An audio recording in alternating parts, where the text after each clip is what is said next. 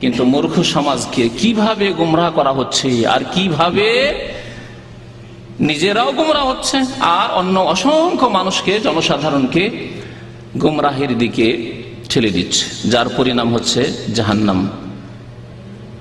তো এই কথাটি ভুলবেন না যে কোরআনুল কারীমে আল্লাহ পাক রব্বুল আলামিন কোথাও নবী করিম সাল্লাল্লাহু আলাইহি সাল্লামের জন্মের কথা বা জন্ম দিবসের কথা, জন্ম স্থানের কথা, জন্মের ঘটনা কোথাও আল্লাহ বর্ণনা করেননি। কোন একটি জন্ম সংক্রান্ত কোনো কথাই আল্লাহ পাক রব্বুল আলামিন বর্ণনা করেননি। আছে কোথাও কোরআনে কারীমে? যদি থাকে, এখানে বেশ কিছু হাফেজরা আছেন, আমি ভালো করে জানি, তো স্মরণ করিয়ে দেন। আছে কোথাও? নবী করিম সাল্লাল্লাহু আলাইহি সাল্লামের জন্মের কথা কোথাও নেই কোরআনুল কারীমে। তবে আছে কি নবী করিম সাল্লাল্লাহু আলাইহি সাল্লাম সম্পর্কে কোন কথাটি আল্লাহ পাক রব্বুল আলামিন উল্লেখ করে বলেছেন যে আল্লাহর তোমাদের উপর বড় অনুগ্রহ রয়েছে, রহমত রয়েছে নবীকে? হ্যাঁ, নবীকে কি করার মাধ্যমে? পাঠানোর মাধ্যমে। বেসাতের কথা আল্লাহ উল্লেখ করেছেন আরবি ভাষায়, আর আরসালা রিসালাতের কথা উল্লেখ করেছেন। এই দুইটি কথা আল্লাহ পাক রব্বুল কোরআন কারীমে উল্লেখ করেছেন। আয়াত আমি পড়ে শোনাই আপনাদেরকে। হুয়াল্লাযী বা'সা ফিল উম্মিয়িনা রাসূলা, আল্লাহ পাক রব্বুল আলামিন সূরা জুমা ইরশাদ করেছেন হুয়াল্লাযী বা'সা ফিল উম্মিয়িনা রাসূলা। আল্লাহ সেই সত্তার নাম, আল্লাহ সেই জাতে পাক যিনি নিরক্ষরদের মাঝে, আরব যারা পড়াশোনা জানতো না, লিখতে জানতো না, তাদের মাঝে, তাদের মধ্য থেকে কি করলেন? একজন রাসূলকে বাসা, প্রেরণ করলেন। তাহলে বাসা মানে রাসূল, পাঠানো। নবী সাল্লাল্লাহু আলাইহি ওয়াসাল্লামের নবুয়ত প্রাপ্তি। তাহলে আল্লাহ যে অনুগ্রহের কথা উল্লেখ করেছেন কোরআনুল কারীমে, তা হচ্ছে নবুয়ত প্রাপ্তি নবী করিম সাল্লাল্লাহু আলাইহি ওয়াসাল্লামের। তা কখন হয়েছে? 40 বছর বয়সে। কোন দিনে হয়েছে? হ্যাঁ, বলতে পারেন কোন দিনে? লাইলাতুল কাদারে। লাইলাতুল কাদারে আল্লাহ পাক রব্বুল আলামিন এই যে বড় অনুগ্রহ আমাদের উপর করেছেন, নবীকে প্রেরণ করে নবী হিসাবে, তার শুকরানা স্বরূপ আল্লাহ পাক রব্বুল আলামিন লাইলাতুল কাদার আমাদেরকে দান করেছেন। আর সেই লাইলাতুল কাদারের সারা রাতের ইবাদত বন্দেগী আল্লাহ পাক রব্বুল আলামিন শরীয়ত আমাদেরকে দিয়েছেন। এবং আল্লাহ পাক রব্বুল আলামিন এই শুকরানা ইবাদতের ফজিলত সম্পর্কে বলছেন খায়রুম মিন আলফি শাহর। লাইলাতুল কাদরে খায়রুম মিন আলফি শাহর। এই লাইলাতুল কাদরে যদি ইবাদত বন্দেগী করো তো 1000 মাস অপেক্ষা উত্তম হবে তোমাদের জন্য। হুয়াল্লাযী বা'সা ফিল উম্মিয়িনা রাসূলান ইয়াতলু আলাইহিম আয়াতিহি ওয়া ইউযাক্কিহিম ওয়া ইউআল্লিমুহুমুল কিতাবা ওয়াল হিকমাতা ওয়া ইন কানু মিন ক্বাবলু লাফি যালালিম মুবিন। আল্লাহ পাক অন্য আয়াতে বলছেন লাকাদ মান্নাল্লাহু আলাল মুমিনিনা, আল্লাহ মুমিনদের উপর বড় ইহসান করেছেন, অনুগ্রহ করেছেন। ইয বা'সা ফীহিম রাসূলাম মিন আনফুসিহিম, কারণ আল্লাহ পাক তাদের মধ্য থেকে একজন রাসূল প্রেরণ করলেন, পাঠালেন। তাহলে বা'সা আল্লাহ বলেছেন এখানেও, ঠিক না? আল্লাহ পাক রব্বুল আলামিন তৃতীয় আয়াতে বলছেন হুয়াল্লাযী আরসালা রাসূলাহু। আল্লাহ সেই সত্তার নাম যিনি রাসূলকে কি করেছেন? রিসালাত দিয়ে পাঠিয়েছেন। আরসালা বলেছেন, হয় বা'সা বলেছেন আর না হয় আরসালা বলেছেন। আরসালা রাসূলাহু বিল হুদা, হিদায়াত নিয়ে। হিদায়াতের তাফসীর মুফাসসির গণ করেছেন যে হিদায়াত মানে হচ্ছে উপকারী ইলম। ইলম নিয়ে পাঠিয়েছেন। নবী সাল্লাল্লাহু আলাইহি ওয়াসাল্লামের সাথে ইলম ছিল এবং তার সাথে সাথে আমল নিয়ে পাঠিয়েছেন। ইলম মোতাবেক আমল করতে হবে। দ্বীনুল হক, সত্য দিন মানে হচ্ছে আমল। যদি আপনার কাছে ইলম থাকে আর আমল না থাকে, তাহলে আপনার কাছে দ্বীনে হক নেই, সত্য দিন নেই। আর আপনার কাছে যদি আমল থাকে, আমল করছেন কিন্তু অজ্ঞতার সাথে ভুল বিদাতি আমল করছেন, তাহলে হিদায়াত নেই, পথভ্রষ্ট। আল্লাহ এই জন্য দুইটি কথা বলেছেন, হুয়াল্লাযী আরসালা রাসূলাহু বিল হুদা ওয়া দীনিল হক। আল্লাহ ইলম সহ পাঠিয়েছেন, অজ্ঞতার সাথে না। ইকরা, পড়ো, পড়ে শুনে আমল করো। আল্লাহ হিদায়াতের সাথে পাঠিয়েছেন নবীকে, অর্থাৎ ইলম নিয়ে তার কাছ থেকে ইলম শেখো এবং তা আমলে পরিণত করো, কাজে পরিণত করো। ওয়া দীনিল হক, এবং সত্য দিনের উপর প্রতিষ্ঠিত থেকে আমল করো, কর্ম করো, কর্মহীন হয়ে নাই, বেনামাজি হয়ে না, ফাসিক হয়ে থাকিও না, আমল ছাড়া থাকিও না। জি, ফরজ ওয়াজিব সুন্নাত আদায় করো, তাহলে মুসলিম থাকবে। তো আল্লাহ পাক রব্বুল আলামিন নবীকে ইলম এবং আমল সহ পাঠিয়েছেন। এখানে আল্লাহ পাক রব্বুল আলামিন যে অনুগ্রহ এবং ইহসানের কথা উল্লেখ করেছেন তা হচ্ছে রাসূল করে প্রেরণ করা। নবী করিম সাল্লাল্লাহু আলাইহি ওয়াসাল্লাম সম্পর্কে জন্মের কথা কোথাও আল্লাহ পাক রব্বুল আলামিন কোরআনে কারীমে উল্লেখ করেননি। হাদিস, সমস্ত হাদিস ঘেটে ফেলে দেন, একটি হাদিস শুধু পাবেন, একটি সহিহ হাদিস পাবেন, সহিহ মুসলিমে রয়েছে, আর তাতে কি দিক নির্দেশনা রয়েছে তা করুন। নবী করিম সাল্লাল্লাহু আলাইহি ওয়াসাল্লামকে একবার জিজ্ঞাসা করা হলো, সুইলা রাসূলুল্লাহ সাল্লাল্লাহু আলাইহি ওয়াসাল্লাম আন সিয়ামি ইয়াউমিল ইসনাইন। নবী করিম সাল্লাল্লাহু আলাইহি ওয়াসাল্লামকে সোমবারের সিয়াম সম্পর্কে, রোজা সম্পর্কে একবার জিজ্ঞাসা করা হলো। সাহাবারা জিজ্ঞাসা করলেন, নবী করিম সাল্লাল্লাহু আলাইহি ওয়াসাল্লাম এর দুটি উত্তর দিয়েছেন দুই সময়। একবার তো এই উত্তর দিয়েছেন যেটি বলছি, এই হাদিসে রয়েছে, বললেন যাকা ইয়াউমুন ওয়ালিদতু ফীহি, এই সোমবারের দিন এমন একদিন যেই দিনে আমার জন্ম হয়েছে। ওয়ালিদতু ফীহি, দেখলেন ওয়ালাদা। আর মাশাআল্লাহ প্রবাসী আরব দেশে থেকে আলহামদুলিল্লাহ আরবি বুঝছেন, তাহলে কোরআনুল কারীমে ওয়ালাদা শব্দ কোথাও নেই। যদি মিলাদ ইসলামে থাকতো তো কোরআনে কারীমের কমের পক্ষে একটি আয়াতে থাকতো এই মিলাদের কথা। নবী সাল্লাল্লাহু আলাইহি ওয়াসাল্লাম হাদিসে যে ওয়ালিদতু ফীহি আছে, সোমবারের দিনে আমার জন্ম হয়েছে, আল্লাহ নবী বললেন যে 12 রবিউল আউয়ালে আমার জন্ম হয়েছে। তাহলে সহিহ হাদিসে কোথাও পাবেন না আপনি যে 12 রবিউল আউয়ালে নবী করিম সাল্লাল্লাহু আলাইহি ওয়াসাল্লামের জন্ম হয়েছে, কোথাও পাবেন না সহিহ হাদিসে। এই জন্য দ্বিমত হয়েছে, কারণ সহিহ হাদিসে থাকলে উলামায়ে কেরাম, আইম্মায়ে কেরাম যারা সিরাত রচনা করেছেন, নবীর জীবনী লিখেছেন, তারা কখনো ইখতিলাফ করতেন না। তারা মুসলিম ছিলেন এবং তারা এইরকম সাধারণ মুসলিম ছিলেন না, তারা আলেম ছিলেন, তারা দিন সম্পর্কে জ্ঞানী ছিলেন, তারা উলামায়ে কিরাম ছিলেন। সুতরাং অবশ্যই তারা ইখতিলাফ করতেন না যদি তাদের কাছে স্পষ্ট নবী করিম সাল্লাল্লাহু আলাইহি ওয়াসাল্লামের বাণী থাকতো যে আমি 12 রবিউল আউয়ালে জন্ম নিয়েছি। তো নবী করিম সাল্লাল্লাহু আলাইহি ওয়াসাল্লামের সোমবারে জন্ম হয়েছে এই কথা যেহেতু নবী সাল্লাল্লাহু আলাইহি ওয়াসাল্লাম স্বয়ং বলেছেন, সেজন্য এই ক্ষেত্রে কোনো ইখতিলাফ নেই, কোনো মতানৈক্য নেই যে আল্লাহর নবীর জন্ম সোমবারে আর ইন্তেকাল সোমবারে। নবী করিম সাল্লাল্লাহু আলাইহি ওয়াসাল্লাম বলেছেন যাকা ইয়াউমুন ওয়ালিদতু ফী, আমি এই দিনে সোমবারের দিনে জন্ম নিয়েছি, সুতরাং আমি এই দিনে রোজা রাখি, সিয়াম পালন করি। কিসের জন্য? আল্লাহর শুকরিয়া জ্ঞাপনের জন্য, যে আল্লাহ পাক রব্বুল আলামিন আমাকে পৃথিবীতে এই দিনে সোমবারের দিনে পাঠিয়েছেন, মানুষ করে আল্লাহ জন্ম দিয়েছেন, অন্য কিছু করে নয়। সুতরাং আল্লাহর শুকরিয়া জ্ঞাপন করি এই সিয়াম পালনের মাধ্যমে। তাহলে যদি কিছু করতে হয় আমাদেরকে, তাহলে বছরে একবার করবেন না মাসে একবার? হ্যাঁ, সপ্তাহে একবার। কারণ সোমবারে নবী করিম সাল্লাল্লাহু আলাইহি ওয়াসাল্লাম এই নফল রোজা রাখতেন, যা আমাদের জন্য সুন্নাত। যেহেতু নবী সাল্লাল্লাহু আলাইহি ওয়াসাল্লাম রেখেছেন, সুতরাং আমাদের জন্য সুন্নাত। আর না রাখলে যেহেতু গুনাহ নাই, সেই জন্য নফল বলতে পারি। নবী সাল্লাল্লাহু আলাইহি ওয়াসাল্লাম নফল হিসেবে রোজা রাখতেন, যেহেতু নবী সাল্লাল্লাহু আলাইহি ওয়াসাল্লাম রেখেছেন, সেই জন্য সোমবারে রোজা রাখা সুন্নাত।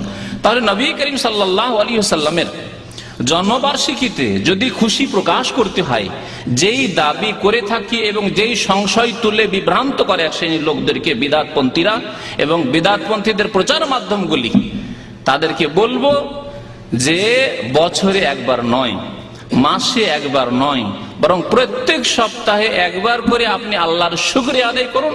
এবং যেই দিনে নবী করিম সাল্লাল্লাহু আলাইহি ওয়াসাল্লামের মোবারক জন্ম হয়েছে, সেই দিনে সোমবারের দিনে আপনি আল্লাহর শুকরিয়া জ্ঞাপন করুন।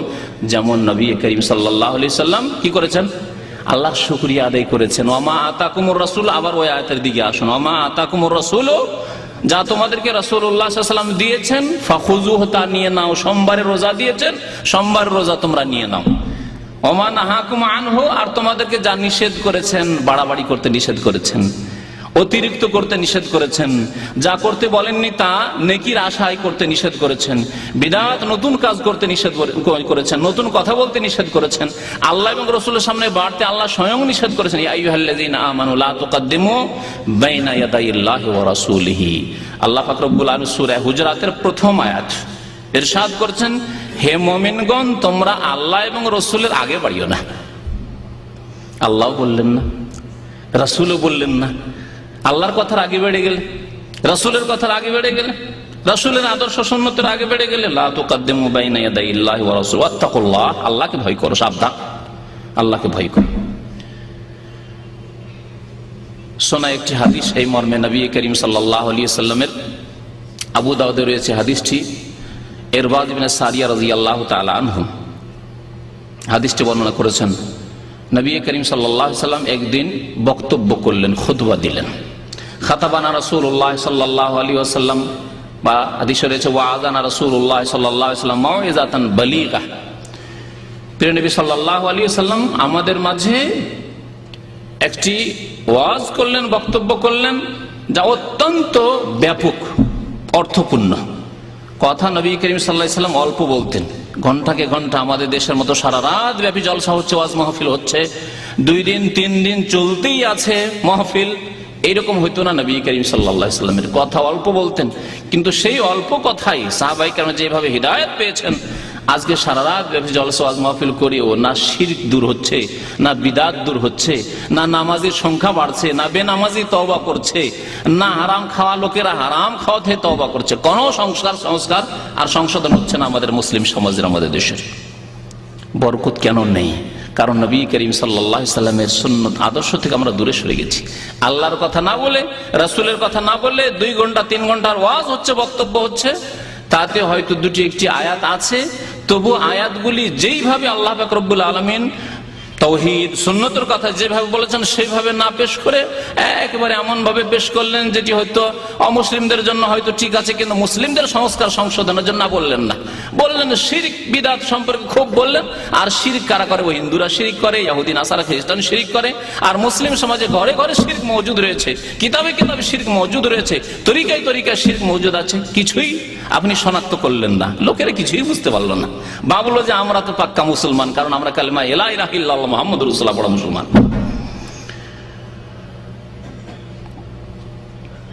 নবী করিম সাল্লাল্লাহু আলাইহি ওয়াসাল্লাম একটি ওয়াজ করলেন, বক্তব্য করলেন, অত্যন্ত গুরুত্বপূর্ণ এবং অর্থপূর্ণ, ব্যাপক। সাহাবী বলছেন যে ওয়াজিলাত মিনহাল কুলুব, সেই বক্তব্য শুনে মানুষের অন্তর আল্লাহর ভয়ে কেঁপে উঠল। সাহাবায়ে কেরামের অন্তর আল্লাহর ভয়ে কেঁপে উঠল। ওয়াজারাফাত মিনহুল উয়ুন, এবং চোখ দিয়ে সবার অশ্রু প্রবাহিত হলো, কান্না শুরু হয়ে গেল সাহাবায়ে কেরাম রাদিয়াল্লাহু তাআলা আনহুম আজমাইন। সাহাবারা বলেন, ইয়া রাসূলুল্লাহ ওয়াআযতানা কান্নাহা মাউইযাতু মুআদ্দিহ, আমাদেরকে এমন বক্তব্য করলেন, এমন ওয়াজ শোনালেন যে মনে হচ্ছে যে এটি হচ্ছে আপনার বিদায় ভাষণ, মনে হচ্ছে বিদায় ভাষণ, আর মনে হয় আপনি আমাদের মাঝে থাকবেন না। ফাউসেনা ইয়া রাসূলুল্লাহ, আল্লাহ রাসূল আমাদেরকে কিছু বিশেষ উপদেশ দান করুন, বিশেষ উপদেশ দান করুন, ওসিয়ত করুন। ওসিয়ত 2 রকম ভাগ হয়, এক হচ্ছে ধন সম্পদ সংক্রান্ত, ছেলে মেয়েদেরকে ধন সম্পদ সম্পর্কে বলছেন যে আমার টাকা পয়সা থেকে এত টাকা মসজিদে দিও, মাদ্রাসায় দিও, এতিমখানায় দিও, এত কোরআন কপি কিনে দিও, তফসির কিনে দিও ইত্যাদি। এগুলি হচ্ছে বা অমুক অমুক ব্যক্তিকে যাদের হয়তো ধন সম্পদে অধিকার নেই আপনার উত্তরাধিকারী হিসাবে, কিন্তু তাদেরকে কিছু দিতে বলছেন, এ হচ্ছে এক ওসিয়ত। আর এক ওসিয়ত হচ্ছে যে কোনো ভালো কথা, ভালো উপদেশ দেওয়া। নবী করিম সাল্লাল্লাহু আলাইহি ওয়াসাল্লাম যেহেতু ধন সম্পদের কাউকে ওয়ারিস বানাননি, আম্বে কেরাম কাউকে ওয়ারিস বানান না, ওসিয়ত করতে বললেন, অর্থাৎ ভালো উপদেশ, ভালো কথা কিছু আমাদেরকে শুনিয়ে দেন যেগুলি আমরা মনে রাখবো এবং সেই মোতাবেক আমরা চলবো। নবী করিম সাল্লাল্লাহু আলাইহি ওয়াসাল্লাম বললেন যে দেখো, তোমরা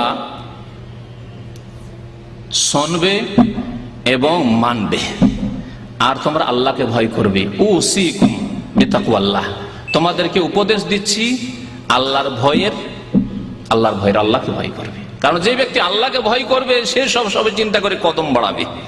তাকওয়া মানে বেঁচে চলা। যে ব্যক্তি রাস্তায়, উলামায়ে কেরাম তাকওয়ার উদাহরণ দিয়ে বলে, যে ব্যক্তি রাস্তায় চলে সে পাকে বাঁচিয়ে চলে।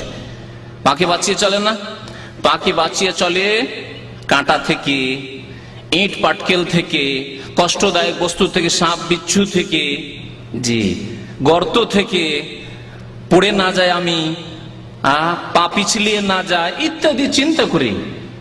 কষ্টদায়ক কোনো বস্তু তো নেই সামনে যাতে আমার ক্ষতি হতে পারে, এইসব চিন্তা করে চলে। ঠিক তেমনি যেই ব্যক্তি আল্লাহকে ভয় করে সেইভাবে চলে। উসিকুম বিতাকওয়াল্লাহ, তোমাদেরকে আল্লাহকে ভয় করার ওসিয়ত করছি। ওয়াসসামি, এবং শোনার কথা বলছি, শুনবে আল্লাহর কথা, শুনবে আল্লাহ রসুলের কথা, এবং শুনবে আল্লাহ রসুলের কথার আলোকে যেসব ভালো কথা মানুষ বলবে, বড়রা বলবে, সেসব কথা শুনবে। বড়দের কথা শুনতে হবে, মাতা পিতার কথা শুনতে হবে, রাষ্ট্রীয় নেতার কথা শুনতে হবে, মুরব্বীর কথা শুনতে হবে, কিন্তু তাদের কথা আল্লাহ এবং রসুলের কথার আওতাতে হইতে হবে, তার বাইরে হলে চলবে না। এবং শোনার পরে কি করতে হবে? ইহুদি খ্রিস্টানদের মতো সামেনা ওয়া আসাইনা বললে হবে না। ইহুদিরা নবী করিম সাল্লাল্লাহু আলাইহি ওয়াসাল্লামের কথা শুনে বলতো, কোরআনে কারীমে আল্লাহ উল্লেখ করেছেন, তারা কি বলতো? সামেনা, আর কি বলতো? ওয়া আসাইনা, শুনলাম মুহাম্মদ তোমার কথা, কিন্তু ওয়া আসাইনা, মানবো না। মানলাম না তোমার কথা, কি করবে তুমি? চ্যালেঞ্জ করে দিত, কারণ তখন তারা ক্ষমতায় ছিল প্রথম দিকে। সামেনা ওয়া আসাইনা, বনি ইসরাইলরা বলেছিল মুসা আলাইহিস সালামকে, হ্যাঁ সামেনা ওয়া আসাইনা, শুনলাম তোমার কথা, মানবো না। যখন বাছুর পূজা তারা শুরু করেছিল, মুসা আলাইহিস, প্রথম তো হারুন নিষেধ করলেন, মুসা আলাইহিস সালাম বললেন তোমাদের কথা শুনবো না, এটাই আমাদের মাবুদ। আল্লাহ বলেছেন সামেনা ওয়া আসাইনা ওয়া ক্বালু, তারা বলেছিল সামেনা ওয়া আসাইনা ওয়া উশরিবু ফি কুলুবিহিমুল ইজলা, তাদের অন্তরে বাছুরের পূজা, গো পূজা, হিন্দুদের এই পূজা, হিন্দুদের পূজা ওইখান থেকে এসছে, ওই ফিরআউনের যুগ থেকে, ওই জামানা থেকে এসছে, বনী ইসরাইল ওখান থেকে। আল্লাহ বলছেন বাছুরের পূজা তাদের অন্তরে একবারে স্থান নিয়ে নিয়েছে, ছাড়তে রাজি না। নবীকে তারা বলেছিল সামিনা, শুনলাম কিন্তু মানবো না, ইহুদিরা বলেছিল। এইরকম মুসলিম বলবে না, কি বলবে? শুনলাম আল্লাহর কথা, রাসূলের কথা, মেনে নিলাম। শুনলাম জানলাম, কোন মুসলিম আছে জানে না 5 ওয়াক্ত নামাজ ফরজ? মেনে নিলাম 5 ওয়াক্ত নামাজ পড়ব। ফজর নামাজ না পড়লে মুনাফিকের লক্ষণ, বরং এক নামাজ না পড়লে ইসলামে থাকবে না। শুনলাম আল্লাহর নবীর কথা, ওয়া আতানা, মেনে নিলাম, ওয়া আসাইনা বললাম না। মুমিন বলে ওয়া আতানা, শুনলাম এবং মেনে নিলাম। নবী সাল্লাল্লাহু আলাইহি ওয়াসাল্লাম 3টি উপদেশ দিলেন, যে আল্লাহকে ভয় করবে, আর কথা শুনবে আল্লাহ রাসূলের কথা, এবং আনুগত্য করবে, মানবে। তারপরে সতর্ক করলেন আরেকটি কথা হতে, তা কি? ফাইন্নাহু মাইয়াইশ বাদি মিনকুম, আমার পরে, আমার ইন্তেকালের পরে যারাই তোমাদের মধ্যে দীর্ঘক্ষণ দিন বেঁচে থাকবে, ফাসায়ারা ইখতিলাফান কাসীরা, দেখবে যে নানা ভাষা, নানা মত, বহু দল তৈরি হয়ে গেছে, বহু মত তৈরি হয়ে গেছে। একজন বলছে এটা সুন্নত, একজন বলছে এটি ঠিক নয়, একজন বলছে করতেই হবে, আরেকজন বলছে করতে হবে না, আরেকজন বলছে দাঁড়িয়ে করতে হবে, আরেকজন বলছে বসে করতে হবে। ফাসায়ারা ইখতিলাফান কাসীরা, বহু ইখতিলাফ দেখবে, মতানৈক্য দেখবে। তাহলে এর সমাধান কি? মিলাদের সমাধান নবী করিম সাল্লাল্লাহু আলাইহি ওয়াসাল্লাম বলছেন। জন্মবার্ষিকী পালন করবেন না করবেন না, নবী করিম সাল্লাল্লাহু আলাইহি ওয়াসাল্লাম এর সমাধান বলছেন, ওসিয়তে উপদেশ দিচ্ছেন উম্মতকে, বিশেষ উপদেশ। সমাধান কি? ফালাইকুম বিসুন্নতি ওয়া সুন্নাতিল খুলাফায়ে রাশিদিন আল মাহদিয়িন মিন বাদি।